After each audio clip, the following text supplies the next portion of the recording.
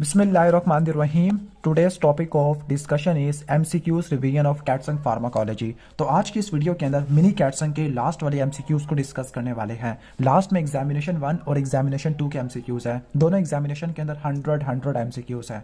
Majority of the student कैटसन के हर chapter के MCQs को तो सॉल्व कर लेते हैं, लेकिन लास्ट वाले एमसीक्यूज को सॉल्व नहीं करते और यूएचएस वाले इन्हीं एमसीक्यूज को उठा के पेपर में हमें दे देते हैं कि उनको सॉल्व करो बैठ के।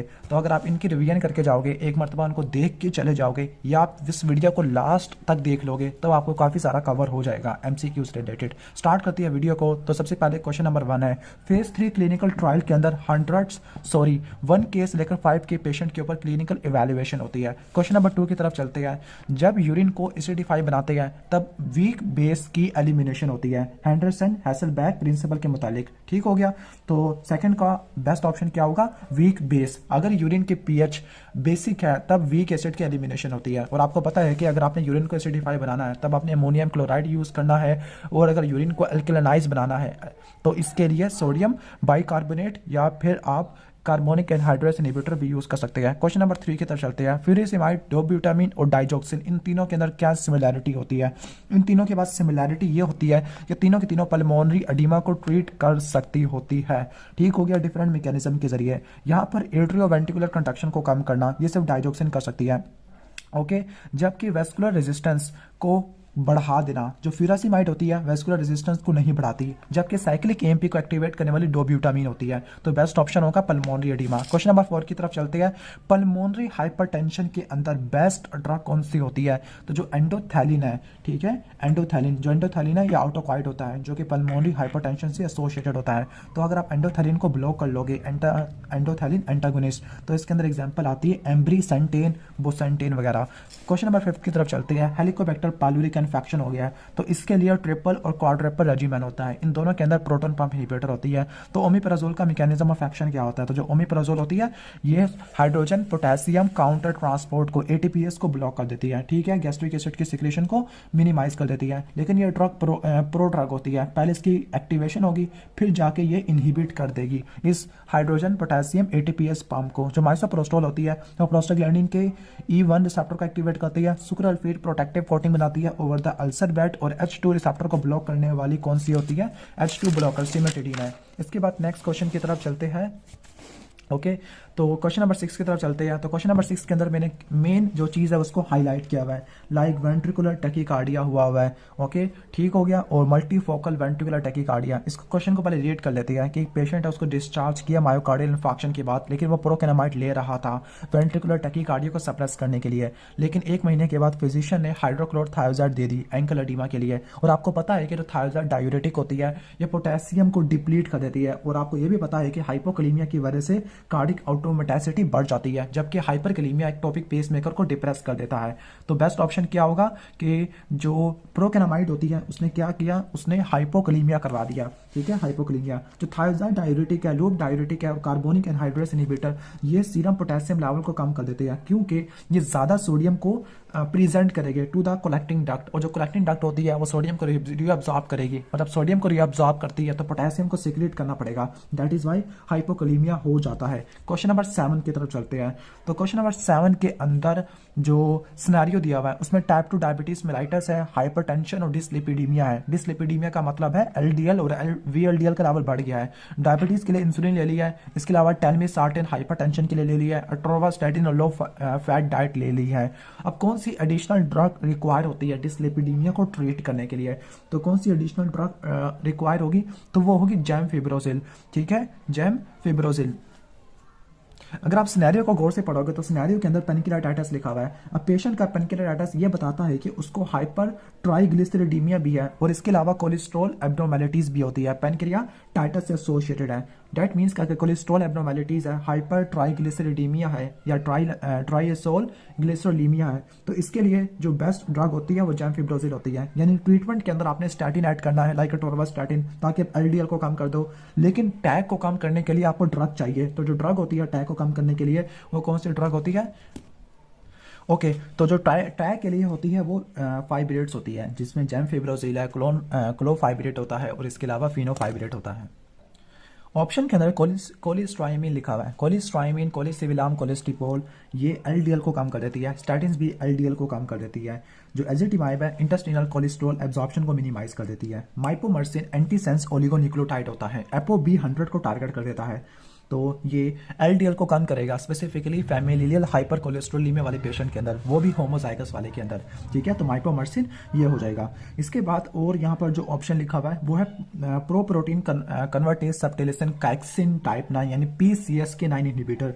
जो PCSK9 इनहिबिटर्स होते हैं, ओके, तो उसको टारगेट करने वाली मोनोक्लोनल एंटीबॉडीज होती है, स्पेसिफिकली इवोलोसिमाब और एलिरोसिमाब, जबकि lomitapide microsomal triglyceride transfer protein inhibitor होता है। ओके, तो यहाँ पे बेस्ट ऑप्शन कौन सा होगा? बेस्ट ऑप्शन जैमफिब्रोजिल है, क्योंकि जैमफिब्रोजिल वाहिद ड्रग होती है जो ट्रैक के लेवल को कम कर देती है और इसके अलावा एलडीएल कोलेस्ट्रॉल को भी कम कर देती होती है। ये वो फाइब्रेट है जो PPAR अल्फा पे जाके बाइंड करती है, जीन ट्रांसक्रिप्शन के जरिए काम करती है। मेनली दो काम करेगी, फैटी एसिड की ऑक्सीडेशन को बढ़ा देगी, ओके, और टैक्स के लेवल को कम कर देती है। ओके, ठीक हो गया। क्वेश्चन नंबर 8 की तरफ चलते हैं। तो क्वेश्चन नंबर 8 की तरफ माइसीनिया ग्रेविस की हिस्ट्री दी गई है और डिप्लोपिया, डिसआर्थरी और डिफिकल्टी इन स्वेलिंग है। तो कौन सी माइस्थीनिया क्राइसिस को रिवर्स करने के लिए इस्तेमाल होती है? तो आपको पता है कि माइस्थीनिया ग्रेविस को ट्रीट करने के लिए जो ड्रग होती है वो इनडायरेक्ट एक्टिंग कोलिनोमिमेटिक होती है। ओके, नियोस्टिग्मिन, पायरिडोस्टिग्मिन, एम्बिनोनियम वगैरह, बाकी तो वो किसी यहाँ पर फॉलो होती नहीं है। कोलिनोमिमेटिक कोई भी नहीं है। लाइक कैल्शियम तो किसी भी के अंदर बिलोंग नहीं करता। पैरालिडॉक्सिन कोलिन एस्ट्रेस भी एक्टिवेटर होती है। सक्सिनाल कोलिन मसल रिलैक्सेंट होती है। विक्रोनियम भी मसल रिलैक्सेंट होती है, लेकिन सक्सिनाल कोलिन डिपोलराइजिंग होती है और विक्रोनियम नॉन डिपोलराइजिंग होती है। क्वेश्चन नंबर 9 की तरफ चलते हैं। तो क्वेश्चन नंबर 9 के अंदर इमरजेंसी डिपार्टमेंट के अंदर 4 साल बच्चे को लाया गया है। उसके साइन और सिम्टम के अंदर एलिवेटेड टेम्परेचर, होट यानी एयरट्रोपिन की पॉइजनिंग हो चुकी है। ओके, क्योंकि एयरट्रोपिन वाला निमोनिक इसके ऊपर अप्लाई हो रहा है। तो जो एंटी मस्क्रीनिक की एंटी कोलिनर्जिक टॉक्सिटी होती है वो एयरट्रोपिन की वजह से होती है। खासतौर पे बच्चों के अंदर हाइपरथर्मिया काफ़ी ज़्यादा कॉमन होता है, तो उसका बेस्ट ऑप्शन क्या होगा? Medication containing atropine. Question number 10 की तरफ चलते हैं। तो क्वेश्चन नंबर 10 के अंदर प्लाज्मा लेवल बताया हुआ है at the time of admission वो 40 मिलीग्राम है। Parent volume of distribution, half life, सब चीज़ें बताई हुई है। अब इंजेस्टेड डोज का पता चलाना है। अभी न्यूमेरिकल्स लिए हुए हैं, न्यूमेरिकल के लिए अब लोडिंग डोज वाला फार्मूलाज को देख लेना, ठीक है। इसके बाद क्वेश्चन नंबर 11 की तरफ चलते हैं। आर्टिफिशियल वेंटिलेशन के ऊपर रखा गया है, रिस्पिरेटरी मूवमेंट इंटरफेयर हो रही थी विद मैकेनिकल वेंटिलेशन। तो कौन सी ड्रग होती है जो स्पॉन्टेनियस रिस्पिरेटरी एक्टिविटी को डिप्रेस करने के लिए यूज होती है? तो वो कौन सी ड्रग है? वो सिज़ेट्राक्यूरियम होती है, यानी रिलैक्सेशन प्रोवाइड करनी है जो मैकेनिकल वेंटिलेशन से इंटरफेयर कर रही है। अब कोई भी ड्रग जो निकोटिनिक रिसेप्टर को एंटागोनाइज करती है, स्पेसिफिकली NM को एंटागोनाइज करती है, वो ही मसल रिलैक्सेशन करा देगी। वो ऐसी रिस्पिरेटरी मूवमेंट जो स्पॉन्टेनियस है, इनफेक्टिव है, जो इंटरफेयर कर रही है, उनको मिनिमाइज कर देगी। तो यहाँ पे बेस्ट ऑप्शन होगा सिज़ेट्राक्यूरियम। वैसे सक्सिनाल कोलिन भी मसल रिलैक्सेंट होता है, लेकिन सक्सिनाल कोलिन इनिशियली तो स्टिमुलेट करता है लेकिन बाद में डिप्रेस करना शुरू कर देता है और इसका ड्यूरेशन काफ़ी ज़्यादा शॉर्ट होता है, तो हम इसको यूज़ नहीं कर सकते। क्वेश्चन नंबर 12 की तरफ चलते हैं। तो स्ट्रैबिस्मस है जिसको वैंडरिंग आई है, उसको फार्माकोलॉजिकली ट्रीट किया गया। तो कौन सी ड्रग होती है? मिड्रियासिस और साइक्लोपिलीजिया। मोर देन 24 आवर, तो जो मोर देन 24 आवर होती है वो एयरट्रोपिन होती है, ठीक है, एयरट्रोपिन। इसके बाद आपको पता है कि जो दूसरी ड्रग होती है लाइक साइक्लोपेंटानोलेट है, ट्रोपिकेमाइड है, इनका एक्शन थोड़ा सा कम होता है, खास तौर पर ट्रोपिकेमाइड का सबसे कम होता है। यहाँ पे दूसरे ऑप्शन भी लिखे हुए हैं। जो टिमालोल होती है इसका एकोमोडेशन के ऊपर कोई इफेक्ट नहीं होता, ठीक है, जो कि बाकी सारी ड्रग है मियोसिस और साइक्लोस्पैज्म करवाती है, कोलिनोमिमेटिक होती है। क्वेश्चन नंबर 13 की तरफ चलते गए। हैंड्स के अंदर स्टिफनेस है, non steroidal anti inflammatory drugs लेना चाह रही है, तो कौन सी अप्रोप्रिएट होती है क्रोनिक थेरेपी के लिए, यानी आर्थराइटिस है। तो आर्थराइटिस के लिए जो लॉन्ग टर्म के लेवल पे जो होती है वो कौन सी है? एनसेट। तो यहाँ पे अगर एनसेट को देखो तो एनसेट में यहाँ पे एंडोमेथासिन और नेप्रोक्सन भी लिखा हुआ है। अगर हम नेप्रोक्सन और एंडोमेथासिन को कंपेयर करते हैं तो जो एंडोमेथासिन है रिलेटिवली मोर पोटेंट होती है। एंडोमेथासिन क्या होती है? रिलेटिवली मोर पोटेंट है, लेकिन ज़्यादा एडवर्स इफेक्ट आते हैं एज कम्पेयर टू नेप्रोक्सन, ठीक है। और माइल्ड सिम्टम के लिए हम इसको प्रेफर नहीं करते। लाइक अगर आर्थराइटिस है तो क्रॉनिक थेरेपी के लिए हम नेप्रोक्सन की तरफ जाना पसंद करेंगे, ठीक हो गया। और नेप्रोक्सन का थोड़ा सा हाफ लाइफ वगैरह ड्यूरेशन ऑफ एक्शन भी लंबा होता है, ठीक है। इसके अलावा जो कोल्चिसिन होती है, कोल्चिसिन एंटी इन्फ्लेमेटरी ड्रग होती है, ये ट्यूबुलिन के पॉलीमराइजेशन को ब्लॉक कर देती है, तो ये प्रोफाइलेक्टिकली यूज होती है for the prevention of acute gouty attack. Arthritis के अंदर देती होती है, गाउटी आर्थराइटिस के अंदर, ठीक है, एक्यूट गाउट अटैक को मिनिमाइज करने के लिए। Hydroxy chloroquine anti malarial drug है जिसके पास एंटी इन्फ्लेमेटरी एक्शन भी होता है। रूमेटॉइड आर्थराइटिस के अंदर आपने पढ़ना है, जबकि सल्फासेलाजीन 1, 6, 12 और TNF अल्फा इनके सिंथेसिस को, उनकी रिलीज को ब्लॉक कर देती है। तो सल्फासेलाजीन ये भी अल्सरेटिव कोलाइटिस के अंदर और इन्फ्लेमेटरी बाउल डिजीज के अंदर इस्तेमाल होती है। क्वेश्चन नंबर 14 की तरफ चलते हैं। टिंगलिंग है, न्यूरोपैथिक पेन हो रहा है फीट के अंदर और फटीग है काफ़ी ज़्यादा, ब्लड टेस्ट के अंदर पता चला कि मैक्रोसाइटिक एनीमिया है, तो कौन सी ड्रग रिक्वायर्ड होगी इस केस के अंदर? ठीक है, तो आपको पता है कि मेगालोब्लास्टिक एनीमिया हो गया, तब इस केस में आप क्या लेंगे? विटामिन B12 है। अब यहाँ पे मेगालोब्लास्टिक एनीमिया की वैसे वर्ड यूज़ नहीं किया, बल्कि यहाँ पे मैक्रोसाइटिक है। अगर यहाँ पे न्यूरोपैथोलॉजिकल चेंजेस ना बताता या साइनोसेप्टम ना बताता तब हम फोलिक एसिड की तरफ जाते, लेकिन यहाँ पे इन्होंने बताया हुआ है कि टिंगलिंग है और न्यूरोपैथिक है, तब हम B12 की तरफ जाएंगे। जो मैक्रोसाइटिक एनीमिया है और फोलिक एसिड और B12 दोनों की डेफिशिएंसी की वजह से हो सकता है, लेकिन जब न्यूरोलॉजिकल फाइंडिंग मिल रही है तो वो विटामिन B12 को इंडिकेट करेगी। क्वेश्चन नंबर 15 की तरफ चलते हैं। तो क्वेश्चन नंबर 15 के अंदर एट्रियल फिब्रिलेशन है, ओरल एंटीकोगुलेंट चाहिए जो इस्कीमिक स्ट्रोक को रिड्यूस कर दे। ओके, तो उसको रिवोरक्साबान पे रखा गया है। रिवोरक्साबान, एपिक्साबान, इडोक्साबान, ये तीनों क्या होती है? ये डायरेक्ट 10A इनहिबिटर होती है। तो ये किसको टारगेट करती है? 10A को टारगेट करती है, डायरेक्ट फैक्टर 10 इनहिबिटर होती है। जो एंटीथ्रोमिन 3 है ये हेपेरिन का टारगेट होता है। वारफेरिन ने 2 के साथ 9-10 को ब्लॉक कर देना होता है। ओके, प्लाज्मिन प्लाज्मिनोजेन से बनता है। जो थ्रोम्बिन है वो टारगेट होता है डायरेक्ट थ्रोम्बिन इनहिबिटर का, लाइक डेबिगेट्रॉन, एरगेट्रोबान वगैरह। ओके, नेक्स्ट क्वेश्चन की तरफ चलते हैं। क्वेश्चन नंबर 16 है। तो क्वेश्चन नंबर 16 के अंदर कार्डियोवैस्कुलर डिजीज की हिस्ट्री दी गई है। ब्लड प्रेशर 160 और 109 कितना ज्यादा दिया हुआ है। लेफ्ट वेंट्रिकुलर हाइपरट्रॉफी हुई हुई है।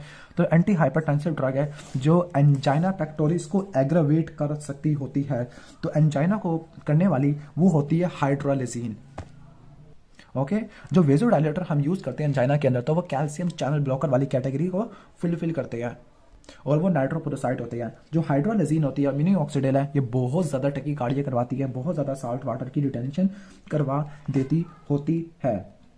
तो हम किसको नहीं करेंगे? एंजाइना पेक्टोरिस जो कि टैकीकार्डिया से प्रेसिपिटेट होता है। तो जो हाइड्रोलिजीन है ये इंक्रीज हार्ट रेट करा देगी रिफ्लेक्स के जरिए। क्वेश्चन नंबर 17 की तरफ चलते हैं। कीमोथेरेपी के लिए ब्रेस्ट कैंसर की कीमोथेरेपी हुई है, तो कीमोथेरेपी ने न्यूट्रोफिल को कम कर दिया है। तो न्यूट्रोफिल की रिकवरी के लिए कौन सी ड्रग होती है? तो ये साइटोपिनिया वाले चैप्टर से लिया गया MCQ। तो जो GCSF होती है, GCSF ग्रैनुलोसाइट, क्योंकि न्यूट्रोफिल ग्रैनुलोसाइट होता है, तो न्यूट्रोफिल की ग्रोथ को बढ़ाने वाली GSF है। जबकि अल्ट्राम्बोपैक, ओपरल वैकिन और रोमिप्लास्टिन ये थ्रोम्बोसाइटोपिनिया को ट्रीट करने के लिए इस्तेमाल होती है। प्लेटलेट की ग्रोथ को स्टिमुलेट कर देती है। जो विटामिन B12 है ये मेगालोब्लास्टिक एनीमिया को ट्रीट करने के लिए इस्तेमाल होता है। नेक्स्ट क्वेश्चन की तरफ चलते हैं कि कौन सी ड्रग है जो मेल इरेक्टाइल डिसफंक्शन को ट्रीट करती है और फॉस्फोडाइस्ट्रेस को स्पेसिफिकली इनहिबिट करती है। तो जो फॉस्फोडाइस्ट्रेस टाइप 5 है उसको इनहिबिट करने वाली सिल्डेनाफिल है, जिनको वियाग्रा वगैरह बोलते हैं। ठीक हो गया? ओके, और लेकिन अगर आप इनको नाइट्रेट के साथ मिला के ले लोगे तो ये ड्रग नाइट्रेट्स के हाइपोटेंसिव एक्शन को पोटेंशिएट कर देती है। क्वेश्चन नंबर 19 की तरफ चलते हैं। तो क्वेश्चन नंबर 19 के अंदर इतनी ज़्यादा हिस्ट्री दी गई है। रिस्पायरेटरी ट्रैक इन्फेक्शन है, तो पेशेंट सिम्वास्टैटिन ले रहा था हाइपर कोलेस्ट्रोलीमिया के लिए और उसको पता चला कि जो इरिथ्रोमाइसिन होती है, अब इरिथ्रोमाइसिन और स्टैटिन का कोई ना कोई इंटरेक्शन वगैरह हो जाता है। जो इरिथ्रोमाइसिन है वो सिम्वास्टैटिन के मेटाबॉलिज्म को इनहिबिट कर रही है। ठीक है, तो वो पूछ रही है कि जो डोज डिपेंडेंट टॉक्सिटी है सिम्वास्टैटिन की वो क्या होती है। तो जो सिम्वास्टैटिन की डोज डिपेंडेंट टॉक्सिटी होती है वो मसल्स पे आती है और लीवर के ऊपर आती है, लेकिन यहाँ पर उन्होंने लीवर का लिखा हुआ नहीं है, तो मसल्स की तरफ जाना है। मसल्स पेन है, वीकनेस होती है, रेब्डोमाइलोसिस होती है, ये सिम्वा यानी स्टैटिन्स की वजह से होती है। जो गाल स्टोन्स होते हैं, ये गाल स्टोन किसकी वजह से होती है? फाइब्रेट की वजह से होती है। यूरिक एसिड की एलिवेशन ये ज़्यादा होती है किसकी वजह से? नियासिन की वजह से। ऑप्टिक न्यूराइटिस इथेम्ब्यूटोल वगैरह की वजह से हो जाती है। ठीक है, नेक्स्ट क्वेश्चन की तरफ चलते हैं। क्वेश्चन नंबर 20 है। तो क्वेश्चन नंबर 20 के अंदर इमरजेंसी डिपार्टमेंट में लाया गया है, बहुत सारी मक्खियों ने काट लिया है, तो एनाफाइलैक्सिस हो जाता है। एनाफाइलैक्टिक शॉक के लिए हम एपिनेफ्रिन को देते हैं। तो जो एपिनेफ्रिन होती है ये डिफरेंट रिसेप्टर पे जाके बाइंड करती है, लेकिन ऑपोजिट इफेक्ट प्रोड्यूस करती है, तो उसको हम क्या बोलते हैं? फिजियोलॉजिकल या फंक्शनल एंटीडोट बोलते हैं। ठीक है, तो असल में एक इसका एंटागोनिस्ट होती है, तो फिजियोलॉजिकल एंटागोनिस्ट होती है ल्यूकोट्राइन का। ल्यूकोट्राइन C4D4 ये मेजर मीडिएटर होते हैं एनाफाइलैक्सिस के। जो हिस्टामिन है वो माइनर रोल प्ले करती है, लेकिन जो मेजर होती है वो आ जाती है ल्यूकोट्राइन C4 और D4। जो फिजियोलॉजिकल एंटागोनिस्ट है जो इनके एक्शन को एंटागोनाइज करने के लिए इस्तेमाल होता है। ओके, तो जो एपिनेफ्रिन है अल्फा 1 और बीटा 2 रिसेप्टर पर बाइंड करती है, जबकि ल्यूकोट्राइन C4D4 वगैरह ये 69 ल्यूकोट्राइन 1 और ल्यूकोट्राइन 2 रिसेप्टर पर जाके बाइंड करती है और ये एंटागोनिस्ट एक्शन आपस में एक दूसरे को एंटागोनाइज कर देती है। मोस्टली जो ड्रग के रिसेप्टर होते हैं वो क्या होते हैं? जो ड्रग के रिसेप्टर्स होते हैं मेनली ये रेगुलेटरी मॉलिक्यूल होती है या इंजाइम्स होती है, ठीक है, प्रोटीन्स होती है मेनली, जो कि सेल मेम्ब्रेन के अंदर या साइटोसोल के अंदर पड़ी होती है। लेकिन कुछ रिसेप्टर डीएनए भी होते हैं, कुछ आरएनए भी होते हैं। इसके बाद नेक्स्ट क्वेश्चन ग्राफिकल है, इस टाइप के क्वेश्चन प्रॉप में बहुत कम आते हैं, तो इसको छोड़ देते हैं। इसके बाद नेक्स्ट है कि ड्रग इंटरेक्शन को डिमॉन्स्ट्रेट कर रहे थे, तो जो एनेस्थेसाइज्ड ड्रग था उसको ड्रग इंट्राविनसली दी गई है, तो इंट्राविनस एडमिनिस्ट्रेशन ऑफ नोरेपिनेफ्रिन है, ओके। लेकिन पहले एट्रोपिन दे चुके हैं और फिर नोरेपिनेफ्रिन दिया, तो वो क्या ड्रग इंटरेक्शन होगा?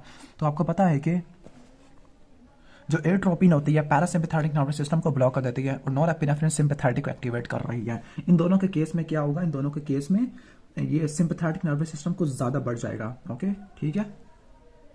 इसके अलावा हम ये भी कह सकते हैं कि जो नोरेपिनेफ्रिन होती है, असल में जो नोरेपिनेफ्रिन है इसने ब्लड प्रेशर को बढ़ा रहा है। ब्लड प्रेशर को अपोज करने के लिए बैरो रिसेप्टर रिफ्लेक्स चलेगा। बैरो रिसेप्टर रिफ्लेक्स ने वेगस नर्व के जरिए हार्ट में आना था, लेकिन जब हम वेगस को ब्लॉक कर रहे हैं तो इस केस में हार्ट रेट बहुत ज़्यादा बढ़ जाएगा। क्वेश्चन नंबर 24 की तरफ आते हैं। द मोस्ट कॉमन जो माइक्रोसिटिक एनीमिया है, तो the most common cause of microcytic anaemia, तो वो कौन होता है? माइक्रोसिटिक हाइपोक्रीमिक क्रोमिक एनीमिया का कॉज होता है आयरन डेफिशिएंसी, ठीक है। तो आयरन डेफिशिएंसी एनीमिया है। आयरन डेफिशिएंसी एनीमिया को ट्रीट करने के लिए ओरल थेरेपी देते हैं, लाइक आयरन सप्लीमेंट देते हैं, फॉर एग्जांपल फेरस सल्फेट है, ठीक है। अगर मेगालोब्लास्टिक एनीमिया होता है तब हम फोलिक एसिड की तरफ जाते। अब एक ग्राफ बताया गया है, तो जो वाई एक्सिस के ऊपर क्या लेबल होना चाहिए था, एक्स एक्सिस पे तो डोज लिखी हुई है, तो ग्राफ की अगर शक्ल को देखो तो ग्राफ कुछ सिग्मॉइड नजर आ रहा है, ठीक है। तो आपको क्या आना चाहिए वाई एक्सिस के ऊपर? तो ये ग्राफ जो सिग्मॉइड शेप बता रहा है, तो ये क्वांटल डोज रिस्पांस कर्व है। जो क्वांटल डोज रिस्पांस कर्व है इसमें परसेंटेज ऑफ इंडिविजुअल आती है जो एक पार्टिकुलर रिस्पांस शो कर रहे होते हैं। क्वेश्चन नंबर 26 की तरफ चलते हैं। मिस्टर क्यू है, मिस्टर क्यू को आइसोप्रोटीनोल दी गई है और हार्ट रेट काफ़ी ज़्यादा बढ़ गया है, तो हार्ट रेट को अपोज करना है, तो इसके लिए कौन सी ड्रग देनी चाहिए, ठीक है। तो आपको पता है कि जो बीटा 1 के जरिए अगर हार्ट रेट बढ़ रहा है तो फिर बीटा ब्लॉकर्स आप यूज़ करो, ठीक है। जो आइसोप्रोटीनोल है वो टकीकार्डिया करवाती है, वो एरिथमिया को फैसिलिटेट भी करती है, तो आप बीटा एगोनिस्ट दोगे जो उसके एक्शन को प्रिवेंट करेगा। जो मेटाप्रोटीनोल है वो बीटा एगोनिस्ट है, एंटागोनिस्ट नहीं है, बीटा ब्लॉकर नहीं होता, ठीक है। जबकि मेटाप्रोलोल वो बीटा एंटागोनिस्ट होता है। कभी कभार स्टूडेंट कंफ्यूज हो जाती है कि मेटाप्रोलोल और मेटाप्रोटीनोल इनमें क्या फर्क होता है। तो जो मेटाप्रोलोल बीटा ब्लॉकर, जबकि मेटाप्रोटीनोल बीटा 2 एगोनिस्ट होता है। क्वेश्चन नंबर 27, एंटी मस्कुलिनिक ड्रग हम किस चीज़ को ट्रीट करने के लिए इस्तेमाल देते हैं, यानी एंटी मस्कुलिनिक ड्रग की क्लिनिकल एप्लीकेशन पूछ रहा है। तो जो अल्जाइमर डिजीज़ है उसको ट्रीट करने के लिए हम क्या देते हैं? हम देते हैं कोलिनोमिमेटिक। ग्लोकोमा को ट्रीट करने के लिए भी हम कोलिनोमिमेटिक दे सकते हैं, ठीक है। तो ये जो इस्तेमाल होती है ये COPD के अंदर इस्तेमाल होती है, ठीक हो गया। और अगर हम इसको सिम्पैथोमिमेटिक से कंपेयर करते हैं बीटा 2 एगोनिस्ट से, तो रिलेटिवली लेस टॉक्सिसिटी करवाती है। क्वेश्चन नंबर 28 की तरफ चलते हैं। स्टेंट प्लेसमेंट प्रोसीजर परफॉर्म किया गया है, ठीक है, ओके।